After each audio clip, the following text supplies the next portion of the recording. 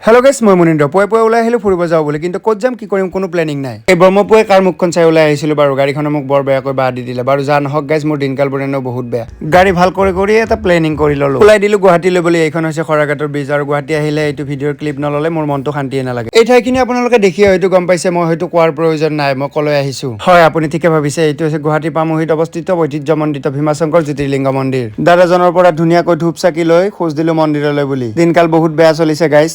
বিপদ আৰু মই এতিয়া ইন এ ৰিলেশ্যনশ্বিপ ব্ৰেকআপ কৰিব লাগে, সেয়েহে আহিলোঁ মহাদেৱৰ ওচৰলৈ। মন্দিৰৰ ঘণ্টাটো বজাই ভিতৰলৈ সোমাই আহি যিটোহে লাইন দেখিলোঁ গাইছ, মই গম পাই গ'লোঁ ঘণ্টা আজি মোৰ 12 বাজি গ'ল। চাওকচোন ৰাইজ, লাইনটো কিমান দীঘলীয়া, আৰু এই লাইনটো এপাক মাৰি আমি সৌখেয়া মন্দিৰটোলৈকে যাব লাগিব। মহাদেৱ বাবাৰ দৰ্শন পাবলৈ হ'লে আপুনি মই কষ্ট কৰিবই লাগিব। এয়া ৰ'দত লাইন পাতি প্ৰায় 1.5 ঘণ্টাৰো বেছি হৈ গ'ল। এয়া অকণমান মন্দিৰটোৰ এতিয়া ওচৰ পালোহি। চাওক ৰাইজ, এইটো হৈছে মূল মন্দিৰটো, আৰু ইয়াতে মানুহে জল অৰ্পণ কৰে।